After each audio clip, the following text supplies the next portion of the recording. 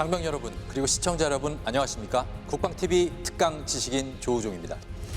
2022년 2월 24일 믿기지 않는 뉴스가 온 세상을 지배합니다. 러시아와 우크라이나 간 사태 발발. 러시아의 우크라이나 침공 다음 날부터 우크라이나에 이상한 소문들이 퍼집니다. 젤렌스키 대통령이 우크라이나를 떠나 현재 폴란드에 있다고 말이죠. 과연 진실은 무엇일까요?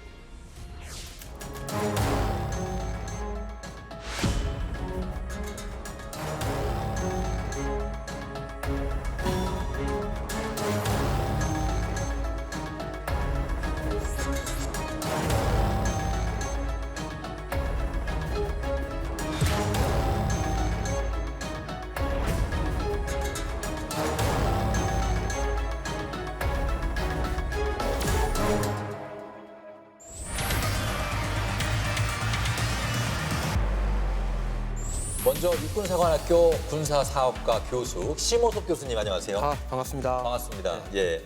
어쨌든 충성 이렇게 해야 되나요, 제가 충성하겠습니다. 충성? 아니요. 네, 원래 수고 항상- 많으십니다. 아유, 반갑습니다. 예. 자, 그리고 한국국방연구원 군사발전연구센터 책임연구위원이시죠. 유승근 박사님입니다. 네, 안녕하십니까. 반갑습니다, 박사님. 예. 자, 오늘 잘 부탁드리겠습니다. 네, 잘 부탁드리겠습니다. 예, 하이브리드전에 대한 얘기를 나누려면 아무래도 러시아와 우크라이나 간의 전쟁을 다루지 않을 수가 없는데 먼저 우크라이나의 젤렌스키 대통령에 대한 얘기가 나왔습니다.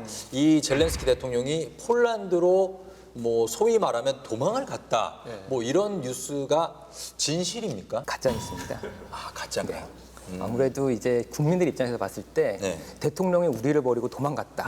이런 얘기를 듣게 되면은 정부에 대해서 믿음이 확 떨어지죠. 그럼요. 게다가 심지어 이제 우리는 이제 적과 싸워야 되는데 내가 버림받았다라고 생각을 하면은 적에 대해서 내가 왜 싸워야 되나? 굳이 뭐 싸울 필요 있냐? 이렇게 맞아. 항전 의지가 떨어지기 때문에 그걸 노린 러시아의 심리전 공격입니다. 아, 우리 대통령이 도망을 가다니. 이렇게 우크라이나 국민들의 어떤 낙담과 실망을 이용한 고도의 심리전인데 그러면 젤렌스키 대통령이 어떤 대응을 했는지 한번 보겠습니다. Всі ми тут, наші військові тут, громадяни суспільства тут, всі ми тут. Захищаємо нашу незалежність. Я тут, ніяку зброю ми не складемо, будемо захищати нашу державу, тому що наша зброя – це наша правда. Наша правда в тому, що це наша земля, наша країна, наші діти, і ми все це будемо захищати. 러시아와 우크라이나 간의 이 전쟁을 하이브리드 전쟁이라고 하던데 이 하이브리드 전쟁의 개념에 대해서 좀 설명을 부탁드립니다. 흔히 이제 전쟁이라고 하는 거는 어떤 상호 우리 서로가 네. 정치적인 목적을 가지고 싸우는 이제 상호작용을 말합니다. 그렇죠. 통상은 이제 국가 대 국가로서. 예, 예. 근데 이제 우리가 오늘 시간에는 사실 이제 하이브리드 어떤 전쟁의 양상이나 예. 전쟁의 모습 혹은 뭐 그런 위협에 대한 이야기를 하기 때문에 예. 하이브리드 전이라고 하는 게 좀 맞을 것 같아요. 비정규전 같은 것들이 이제 하이브리드전의 특징인데요. 네. 여러 가지 성격들이 있습니다. 네. 먼저 여론전이라고 하면은 이제 이번에 우크라이나 전쟁에서 보여줬던 것처럼 이제 러시아가 우크라이나 국민들을 네. 상대로 가짜 뉴스라든지 어떤 좀 네. 왜곡된 정보, 뭐 편향된 정보 이런 것들을 흘려가지고 네. 국론을 분열시키는 거죠. 여론을 분열시키는 여론에 대한 공격이고요. 예, 예. SNS를 사용해서 어떤 가짜 뉴스나 거짓 정보를 퍼뜨리는 것이 SNS 전이고요. 네. 또 언론 보도를 활용해가지고 어떤 왜곡된 정보를 주는 것이 언론전 이렇게 할 수 있겠습니다. 근데 이게 최근 나온 개념이 아니다는 얘기했는데 맞습니까? 개념은 최근에 나왔지만 그런 양상은 옛날부터 있었다는 거죠. 그 게릴라전 말씀하시는 건가요? 그런 게 합쳐져 있는 여러 가지 모습들. 그래서 베트남 전쟁을 잠깐 보면은 예. 베트남 전쟁을 뭐 흔히 이제 뭐 인도 차이나 전쟁 그리고 지금 이야기하는 건 뭐 2차 인도 차이나 전쟁인데 네. 주로 미국이 적극적으로 개입했던 뭐 1964년부터 73년만 놓고 봤을 때 네. 북베트남이 하려고 했던 게 바로 하이브리드 전이었습니다. 이게 뭐냐면 북베트남 정규군이 있고 예. 그다음에 베트콩이 섞여 있어요, 주체가. 아, 그런 거예요. 그다음에 방법도 어떻게 보면은 정규전적인 걸 싸우고 네. 게릴라전도 하고 맞아요. 테러도 하고 네. 여론전도 하고 심리전도 하고 정말 다양한 걸 다 하고 있고 그런데요, 이 북베트남의 정규전 부대 그리고 비정규전 부대가 분리되면서 양상이 좀 달라졌다고 그러던데요. 북베트남 정규군 우리가 주로 월맹군이라고 많이 부르고 그렇죠. 있고요. 네. 이제 남베트남의 게릴라 부대, 뭐 비정규군 우리가 베트콩이라고 많이 부르는데 이 둘이 나눠져서 대응을 했기 때문에 미군이나 남베트남군이 적과 싸우는 게 굉장히 어려움을 겪었습니다. 예. 특히 미국에서 만든 뭐 베트남전 영화를 보면은 미군들이 제일 많이 고생했던 것들이 맞아. 베트남의 그 게릴라전. 게릴라전. 그 게릴라들을 상대하는데 굉장히 어려움을 많이 겪었습니다. 우리 영화 국제시장에도 보면 네. 좀 평화로워 보이는 그런 길에서 갑자기 폭탄이 터져가지고 다들 막 이렇게 다치고 그러는. 그렇죠. 비정규전은 뭐 어디서 공격할지 모르니까요. 네. 갑자기 정규전 하면은 내 앞에 있는 적들이 나에게 총을 쏘는 그런 방식인데 게릴라전은 갑자기 길을 갔다가 뭐 지뢰가 터질 수도 있고요. 폭탄이 터질 수도 있고 아닌 밤중에 우리 집이 습격을 받을 수도 있고 예기상치 못한 공격들이 이루어지기 때문에 네. 굉장히 대응하기 어렵습니다. 그리고 또 최초의 하이브리드전의 개념이 들어간 전쟁은 바로 2006년 7월에 이스라엘군과 레바논의 헤즈볼라가 격돌한 제2차 레바논 전쟁입니다. 전쟁은 2006년에 7월 12일 밤에 이스라엘이 최첨단 어떤 무기를 동원한 공습으로 시작이 됩니다. 당시에 이제 손쉬운 승리를 예상을 했었는데 네. 의외로 전쟁이 뭐 쉽게 끝나지 않았어요. 그러니까 결국 이스라엘군은 지상군까지 투입을 해가지고 이제 지상 작전을 펼쳤는데 그 헤즈볼라에 이제 주로 로켓 공격을 많이 했거든요. 근데 그 로켓 공격의 주요 근거지 중 하나였던 뭐 빈드즈베일 같은 경우에 그 점령에도 실패를 했고. 예. 그다음에 8월 11일에는 무려 9개 여단을 동원을 해서 대규모 지상 작전을 펼쳤는데도 예. 성과를 못 냈습니다. 그래요. 그러니까 이제 답답한 거죠. 여론에서는. 답답하죠. 이스라엘 주민들은 뭐야 이거 도대체 세계 최강의 우리 이스라엘 군대가. 예.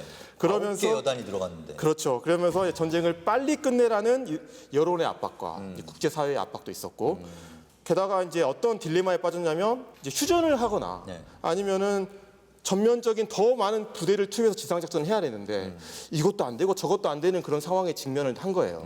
그러다가 결국에는 이스라엘은 이제 휴전을 선택을 하게 됐고 예.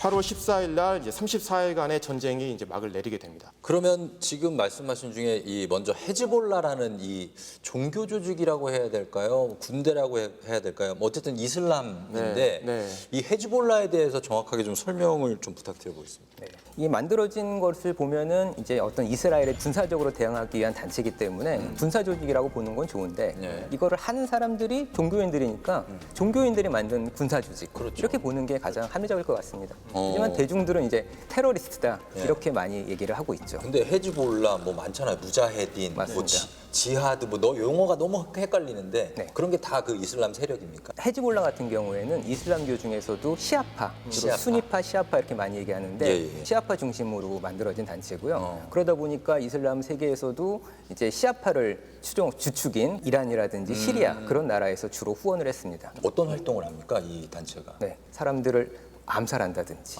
아니면 납치한다든지 예. 이런 식으로 민간인들을 많이 공격했기 때문에 상당히 그 무자비한 걸로 많이 알려져 있습니다. 이게 또 애매한 게 헤즈볼라는 이제 또 정치 집단이기도 해요. 그러니까 레바논에서 의석수를 확보하고 있는 아, 그래요? 우리도 따지면 뭐 당인 당 또 당이군요. 한편으로는 네, 네. 그런데 군대를 또 가지고 있기도 하고 한마디로 정의하기가 대단히 애매한 애매한. 조직인 겁니다. 어. 네. 그러면은 이 전쟁을 네. 최초의 하이브리드 전쟁이라고 부르는 이유 그건 뭡니까? 사실 중동 전쟁에서 계속 승리만 했고 또 그 당시에는 이제 미국의 첨단 무기를 다 받아들여서 나름 이거를 철저하게 자기식으로 바꿨던 교리화시켰던 이스라엘 군대가 예. 군대도 아닌 군대를 가지고 있는 헤즈볼라한테 졌잖아요. 그렇죠. 이게 엄청나게 충격적이었죠. 그래서 네. 사람들이 이제 생각을 한 거예요. 예. 어떻게 이겼나? 어떻게 이기나? 네. 예를 들면 FC 바르셀로나가 네.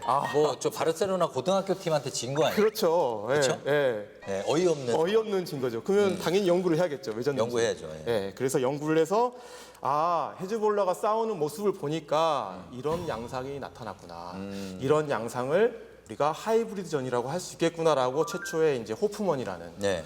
이 사람이 프랭크 호프먼이라는 미국 사람인데 이 사람이 2006년도에 이제 논문을 썼고 이 논의가 점점 확장이 되면서 이제 하이브리드 전이라는 그 용어가 어떻게 보면 이제 조금 학계에서는 이제 굳혀지게 된 겁니다. 어떤 전략이 있습니까, 그러면?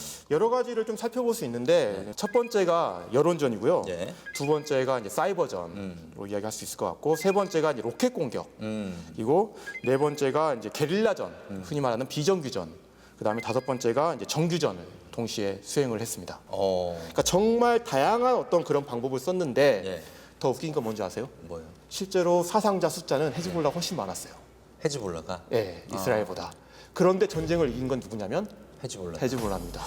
왜 결국에는 내가 원하는 목표를 달성했으니까. 예, 예, 예. 이게 바로 하이브리전이라고 이야기를 한 거죠. 우리가 지금 이 제2차 레바논 전쟁을 통해서 좀 기억해야 될 점, 좀 참고해야 될 점 어떤 게 있을까요? 우리가 전쟁하면은 다 정규전만 떠올리거든요. 그렇죠. 그리고 역사를 봐도 거의 다 정규전만 역사에 기록이 되고요. 돌격하라! 뭐 거의 뭐 이런 거죠. 백병전부터 네, 해가지고. 맨날 뭐 고대 전쟁에서도 군대랑 군대가 싸우고 뭐 네. 우리 뭐 삼국 시대에 뭐 싸웠던 전쟁도 다 부대와 부대가 싸우고 고지를 탈환했다가 뺏겼다가 뭐 약간 이런. 그랬는데 이 전쟁부터 보니까 이게 정규전끼리의 싸움이 전쟁에서 가장 중요한 역할을 하는 게 아니라 비정규전들, 게릴라들 네. 이런 사람들의 활동이 오히려 전쟁에 더 긍정적인 효과를 미쳤다라는 게 이 전쟁을 통해서 잘 보여졌습니다. 아, 그래서 최근에 전쟁들을 보면은 사실 강대국이 어떻게 보면 상대적으로 약한 국가랑 싸웠을 때 네. 가장 잘 싸운 걸 보면은 다 게릴라전들이 되게 많아요. 그렇죠. 아까 베트남전도 그렇고요.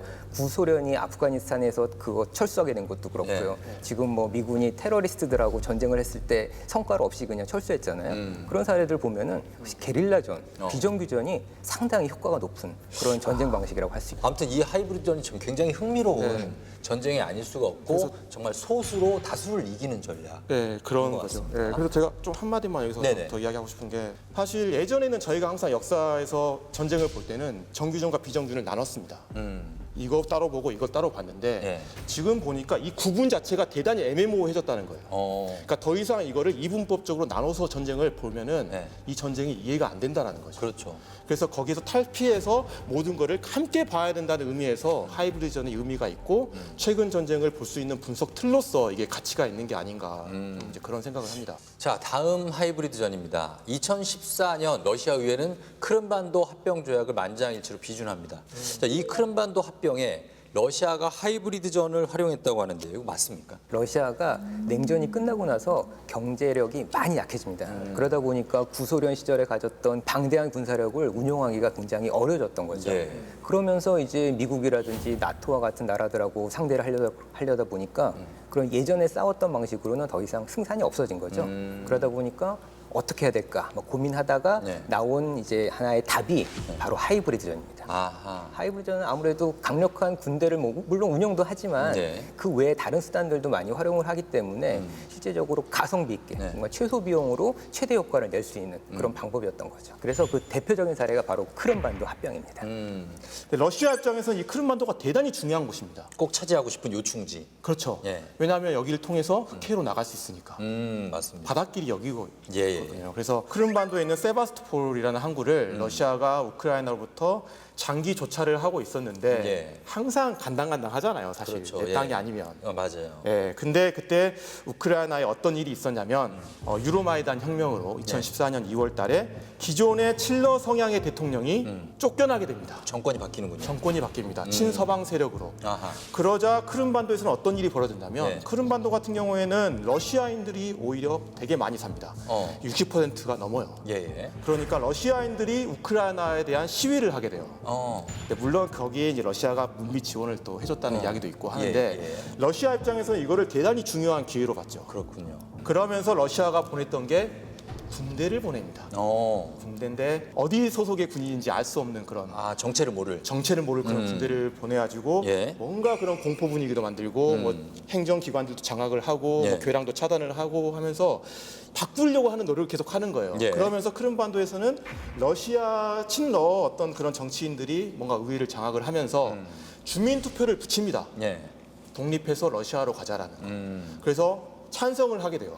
국민들이. 그래서 찬성을 하게 돼서 이제 궁극적으로 러시아가 여기를 병합하게 되는 그런 과정으로 이어지게 됩니다. 그래서 이 크림반도 합병 사건을 두고 하이브리드 전이라고 또 이렇게 부르게 되는데 그럴 만한 이유가 있을 것 같습니다. 그 당시 러시아 정규 군들의 활약을 보면은 지금 뭐 러시아 우크라이나전과 비교해서는 그렇게 움직임이 크진 않았어요. 그들은 거의 우크라이나 외곽에서 자리를 지키면서 은밀히 그 우크라이나 군이 제대로 활동을 못하도록 압박하는 역할을 했었고요. 우리는 핵도 가지고 있고 핵 사용을 언제든지 할 수 있다라고 그런 멘트를 많이 하죠. 네. 그래가지고 이제 서방이나 나토가 끼어들기 애매하게 끼어들면 너무 확전되니까. 그렇죠. 예. 지금처럼 아예 좀 발을 묶어놓고 그 다음에 이제 비정규전 형태로 거의 우크라이나를 상당히 공략을 합니다. 그 중에 제일 컸던 게 네. 바로 사이버전이에요. 사이버전. 지금 이번 전쟁에서는 사이버전이 많이 실패했기 때문에 그렇게 부각이 안 됐는데 그 당시만 해도 사이버전이 거의 우크라이나 정부 청사라든지 주요 기관들, 업체들 예. 이런 데를 다 공격해가지고 상당 부분 무력화시켜 버렸어요. 예. 그러다 보니까 이제 국민들이 막 혼란이 일어나죠. 어떻게 해야 되나? 지금 왜 이러지? 막 이렇게 당황하기도 하고요. 예. 그런 상황에서 불안한 틈을 이제 러시아에서 계속 찌르다 보니까 국민들이 친러, 반러 나뉘게 되고 그 친러 쪽 세력이 점점 힘을 키워가지고 싹 크림반도를 차지하게 되는 거죠. 자, 이렇게 크림반도 합병에 여러 가지 뭐 부대가 있었겠지만 선봉에 섰던 군대가 있다고 합니다. 네. 특수부대라고 하는데 이름하여 리틀 그린맨. 이 리틀 그린맨은 러시아의 어떤 부대라고 볼 수 있을까요? 네, 저기 우리 토이스토리 보셨어요 혹시? 토이스토리 봤죠? 네, 거기 보면 장난감 중 하나가 녹색 군인 하나 있잖아요. 아, 이렇게 뭐 헬멧 쓴? 네, 근데 그 네. 군인을 한번 보십시오. 그러면 어느 나라 군대인지. 러시아인가요? 미국에서 만들었으니까 미국 군대겠죠. 아니, 지금 아니 근데 좀 주셔야 돼. 그런데 그거 그냥 보편적인 군인인 겁니다. 예. 명찰도 없고, 명찰도 계급도 아무것도 없고, 없고, 예, 예. 소속도 없고. 그냥 군인인 것만 알겠고. 네, 그러니까 누굴 지칭하는지를 전혀 모르는 거예요. 예. 그래서 분명 러시아에서 뭔가 군인을 보냈는데 군복을 입었어. 그러면 예. 군인 같은데 어느 나라 군인인지 도대체 정체를 알 수가 없었어요. 아. 네, 그래서 이거를 당시에 이제 뭐 리틀 그린맨이라고 이제 불렀는데 네. 또 뭐 러시아의 어떤 정치 평론가 같은 경우는 네. 이런 사람들에 대해서 나이스맨이라고 또 지칭도 해요. 나이스맨. 예, 왜냐하면 이 사람들이 와서 했던 게 막 사람 죽이고 이런 게 아니라 되게 공손하고 사람들한테 예. 그 다음에 지역을 장악한 다음에 바로 철수를 합니다. 근데 사람들이 계속 궁금하죠. 도대체 저놈들이 뭘까? 그렇죠. 아마 추정컨대 쟤들은 분명히 러시아 군대일 것이다. 근데 그걸 이제 러시아가 또 부정을 합니다. 철저하게. 아, 우리 아니다. 아니다. 절대 아니다. 그런데 나중에 이게 러시아의 특수부대였던 네. 스페츠나츠라고 이제 밝혀지게 됩니다. 통상 이제 스페츠나츠 하면은 러시아 특수부대를 이제 통칭해서 이야기합니다. 네네. 그래서 스페츠나츠는 뭐 우리가 잘 아는 알파 그룹도 있고요, 뭐 어떤 빈펠 그룹도 있고요, 네. 아니면 특수 목적 조직 뭐 이런 것들이 섞여 있는데 당시에 이 크림반도에 투입됐던 스페츠나츠는 네. 육군 소속의 45 독립여단이라는 이야기가 이제 나옵니다. 예, 그래서 얘네들이 도대체 어떤 훈련을 받았을까? 뭘 합니까? 맨손 격투를 합니다. 피 튀기면서 맨손 격투. 예. 그 특수부대들이 많이 좀 하지 않습니까? 하는데 그래도 장갑 끼고 하죠 보통. 아, 근데 맨손으로. 예, 그리고 피 튀기며 싸워요. 아, 그래요. 일반적으로는 그 정도까지는 안 하거든요. 그렇죠. 훈련인데. 예, 그래서 이제 들어보니까 실제로 그 훈련 과정에 죽는 사람도 사망자도 속출하는 경우도 있고 실전처럼 하네요, 진짜. 실전처럼 한다라는 거를 보고 깜짝 놀란 적이 있습니다. 그리고 예.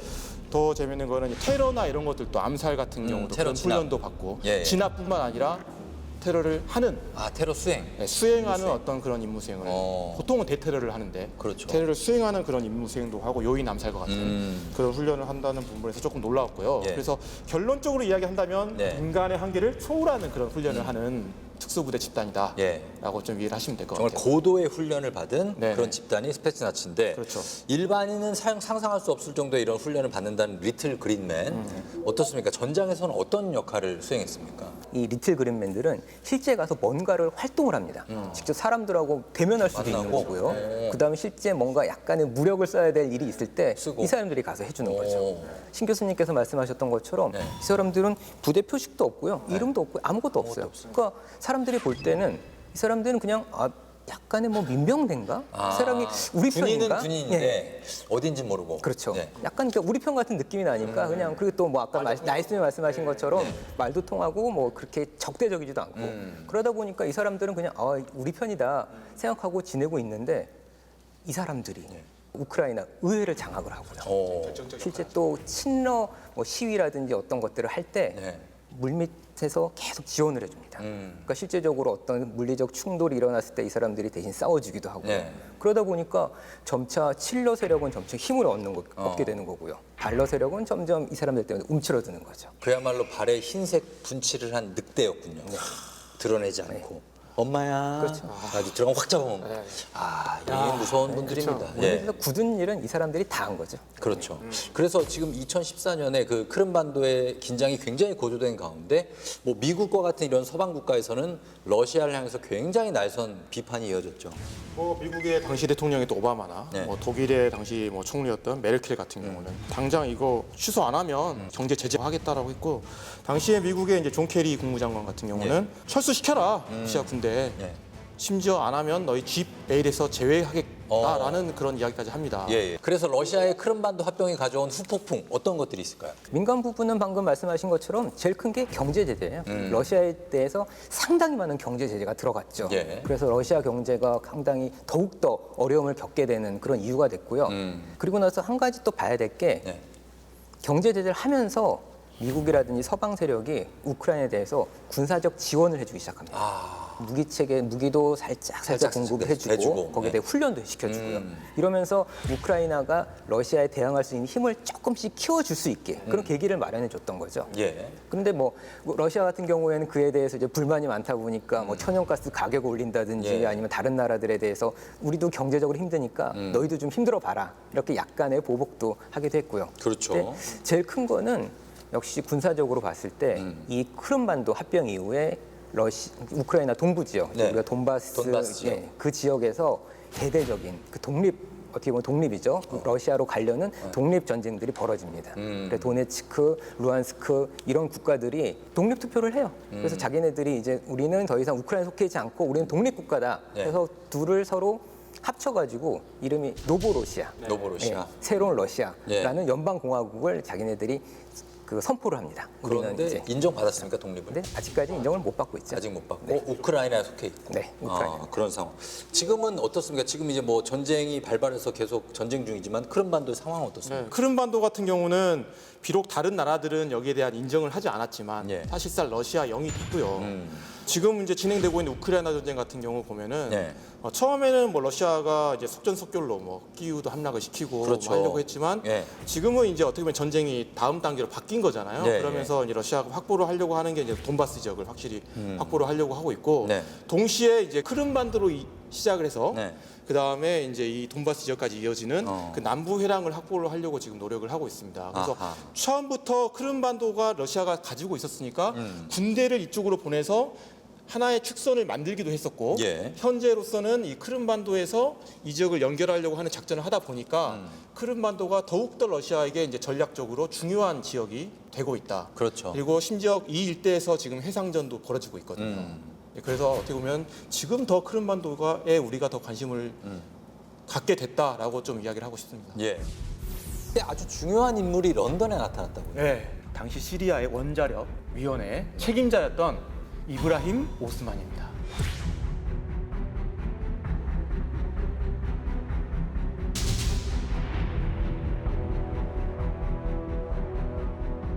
이때 작전에 투입된 모사드 인원이 한 10여 명 정도 된 걸로 알려져 있는데요. 네. 이 사람들이 잘하는 게 암살, 납치. 북한은 어떻습니까? 하이브리드전을 하고 있는 걸까요? 역량이 너무 충분하다는 거. 우리나라에도 많이 그런 침투한 사례들이 있습니다. 우리는 언제든지 너희를 타격할 수 있어. 위협을. 네. 중국, 북한, 러시아 이런 나라들이 네. 그쪽을 많이 해요.